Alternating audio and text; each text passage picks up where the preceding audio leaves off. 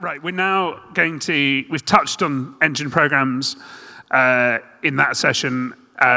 Delighted to have Attila from GE Aerospace, who's going to take us through how engine programs are evolving. And also, if you liked the finance at 10:50-ish, we'll be looking at operating leasing. Hi, Attila, how are you? Thank you so much.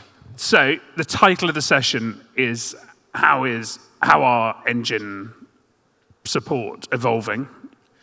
So I think we touched base yesterday on a couple of topics, how intelligent aircrafts did get, right? So first, the initial involvement is really changing from scheduled tasks and maintenances into more digital and predictive maintenance. So aircrafts are basically telling before, at flight, or after landing that they're having a degradation or so, and there are models based on IoT, like Internet of Things, or AI, which plays a big role in data analytics, and where you can predict then, okay, so you have a maintenance need, and based on that, it's basically helping also not having just one solution for everyone. It's more like regional and located, so this is the evolvement itself. That being said, of course, so it's a big data flow. We talk like really about millions and thousands of data plots, so, and a big team behind that who is constantly monitoring it. Again, AI analyzes those, and virtual models, like digital copies of an engine, which just the data are being fed, and then run the cycle, so, and gives then the engineering solution, okay, how long you can carry on, how does the prediction look like for the future, and this is long-term as well as defects, right? So the aircraft are actually talking to the systems. And GE and Rolls-Royce and the other engine manufacturers have been doing these digital twins for more than a decade now. We've seen AI really step up in the last few years. Is it getting easier for you? Are you finding it, because you guys have been investing in it for decades, haven't you? I think it's growing. Plus, so the difficulty starts when you have a clean sheet engine design, right? So I think when we talk about the LEAP, some legacy models, so that's easier. You have also the commercial experience, which plays a big. The data flow is just like, I don't know how million higher, but if you are in that smaller segment and you have a clean sheet design product, it takes, right? So I think the first couple of years or decade, it's being more conservative model, and but it's a growing model. So, but also customer expectations. Customer expectations are always high, right? So we talk about a very unique elite sector. So the demand is high, and but with the network and the right people behind, and I think it's just partnering up, and also with the OEM. It's not like only the engine manufacturer. It's also with the airframer to have one strategy and solution, which brings it then down to a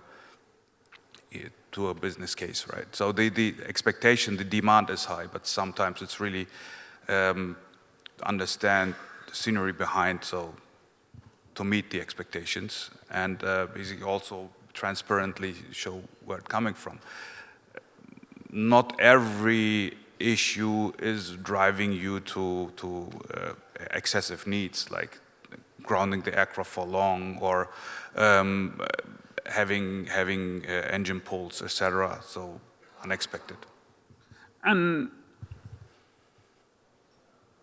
the engine monitoring comes with the program, largely. Yeah. certification of those aircraft basically comes along now with a mandate, right? The airworthiness is only given if you have a diagnostic and health monitoring program in place. This is already in the airworthiness certificate of that asset you have. So it did become a requirement. So there, I think on the older ones, legacy ones, you have, of course, businesses, so others offer that services, and I think, but right now, and if we stick, I think to the passport itself here, this is basically OEM provided services, and that is individually given or with a wider program. So I'm from the engineering side, so I'm not the sales guy that I can talk myself to death here, but no, from the engineering perspective, diagnostics is a must for sure, and but that's also for safe operation and also for the OEM, very, very important to follow, and gives us the packages. Again, this goes along with the airframe side as well. So we will only get the data when the necessary connections have been made with the airframer. So because the data flow itself, it's getting a bit technical, but the data flow basically goes to the airframer. It's going to be extracted. The extracted data will be then going into the OEM's AI system portal and will be basically then built as a plot, as a picture. By the way, we're very open to questions if anyone wants to ask one old school style or on Slido. When something goes wrong, when you have unscheduled maintenance, you've got an AOG, one of the problems that a lot of people have been talking about is a shortage of loaner engines. Who did ask that question? So no, yeah. So if you provide programs, for sure. So engines are available, and speaking for GE basically, and I know where the question is really pointing to is really the passport, most likely. Yes, there are engines available. I think it's it's handed left and right. So as of today, I think we have six available. Even though they are in use, but they're ours, right? So it's just temporarily given over for a program, but they're ours. And if there is a need, then we have the access to them, and we have the vehicle, and that drives it to support programmed or non-programmed customers, which is, I think, important to highlight, right? So that people may think, yeah, so I get a different treatment. No, that's not the case. So GE stays behind the brand, and we are basically representing them. And so, yeah, wherever it's needed, it's going to be. But due to the fact that it's a still new, growing program,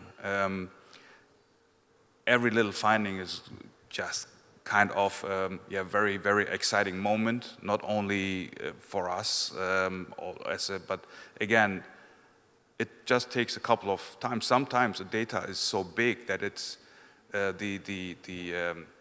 running that through the system to decide about the health, serviceability or not, can take about 2 days. Wow. Right? So, but this is really for very, very specific stuff. It's not, we didn't have that before. So, and we had not that scenario, but it can, right? But the tools are there. And, but so far, I think we are doing good. The service is there. And again, it's conservative right now because with the aging fleet now collecting and picking up more flights and cycles, so it's now beyond the test phase or beyond the entry into service phase. And with the maturing fleet, you get more data plots. Again, comparing to commercial assets, LEAP, CFM, it's like millions of hours and experience in there, right? So, and if you have a smaller jet. It just takes a bit more time, but we get those data, and again, it's a growing process. So in theory, in 10 years' time, we could get to the point where 99.9% of all maintenance is scheduled, or you don't have AOGs. I know you're not commercial, but Alex is. Does that mean that programs will get cheaper? Again, so then we need to invite Alex here because he's a commercial guy. But you've got more questions. So just getting there, I think with the growing experience, things will be faster. Faster meaning you will have savings as well, right? So not for us only as the OEM, also for the customers, for the end users. And I think it's going to, the other thing not to forget is our environment is extremely dynamic. So we fight every day with something new.